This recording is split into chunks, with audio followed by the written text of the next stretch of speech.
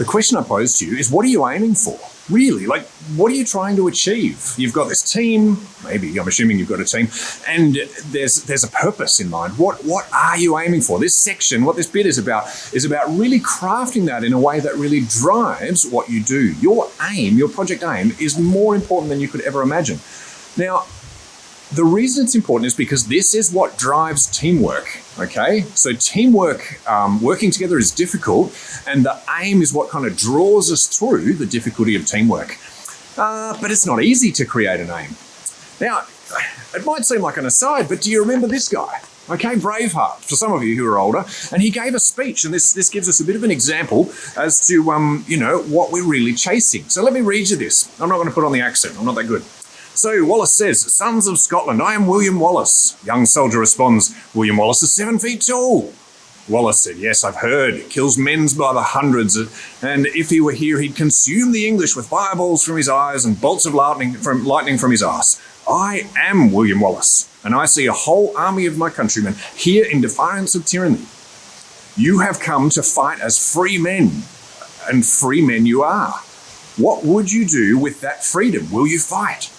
Veteran soldier, "Fight? Against what? Against that? No, we will run and we will live."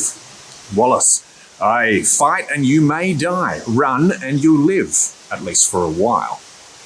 And dying in your beds many years from now, would you be willing to trade all the days from this day to that for one chance, just one chance, to come back here and tell our enemies that they may take our lives, but they'll never take our freedom?"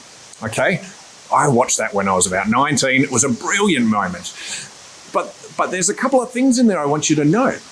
So William isn't just saying, "Oh, look, we're going to have an event. We're going to fight the English over here. It's going to be lovely. We're going to kill. It'll be fun. It'll be great fun." He's actually talking about what we're aiming for, and he makes it really, really clear.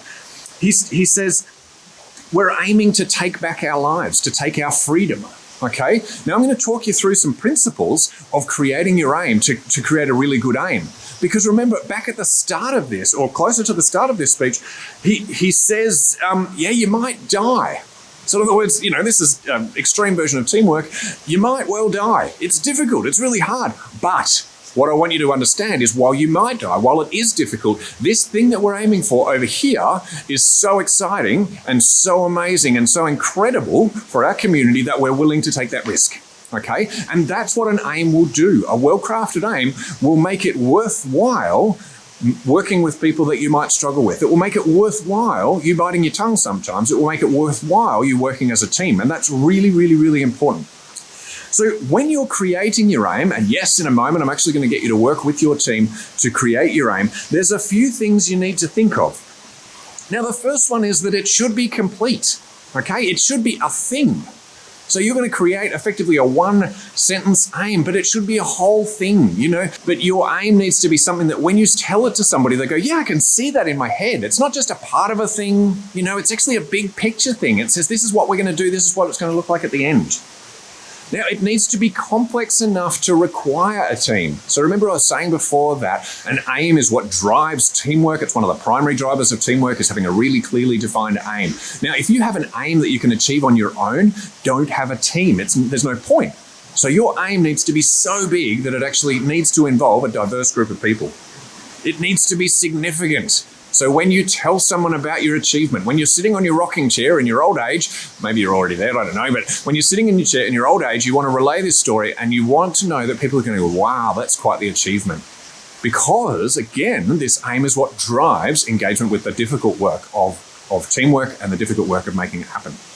There needs to be opportunities to learn new things for your team members. Now, the reason that this is so important is because humans, despite what you might think, have this intrinsic drive to learn new things. We want to get better at things all the time. And so if your aim doesn't have the opportunity to learn new things, it's like, "Oh, yeah, whatever, that's our aim. We'll get that done this week. No worries." That's not visionary. It's not exciting. Whereas if you go, "Our aim is to achieve this big thing over here, and you know what, I'm going to have to learn some new skills on the way through," then you're actually pulling your team together and saying, "Okay, let's see what we can learn." Now, there needs to be an opportunity for autonomy. And for some of you, yes, I know that there are some micromanagers out there. For some of you, this is really important to remember, that if you've got a team together, you need to avoid telling them exactly what to do all the time. Okay? You actually need to be able to go to them and say, this is my aim. How are we going to get there? So your people need to go away and use their own skills and abilities to actually achieve those objectives. Now, the reason for that is if you want people to engage really deeply in teamwork is they need to have a sense of ownership over what they're doing. None of us like really being factory workers where we don't have any control. We actually want some autonomy. Okay? So in a moment, I'm going to give you an activity that will help you to develop your aim, but remember these principles of a good aim. Now, they're incredibly important because a good aim is what gets you out of bed in the morning. A good aim is what makes you sit in the middle of a conflict and go, hold on a minute, let me make sure I understand what this other person actually wants and is saying. Okay? Teamwork is difficult, but an aim will draw you through it because it's a kind of a higher purpose.